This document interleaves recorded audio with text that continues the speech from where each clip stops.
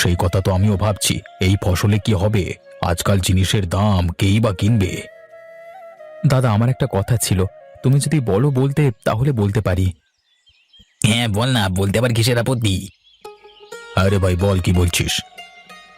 আমি বলছিলাম যে এই মাঠগুলোকে বুঝিয়ে দিয়ে যদি পুকুর করে নেওয়া হয়, তারপর ওতে যদি মাছ চাষ করা হয় তাহলে কেমন হয়?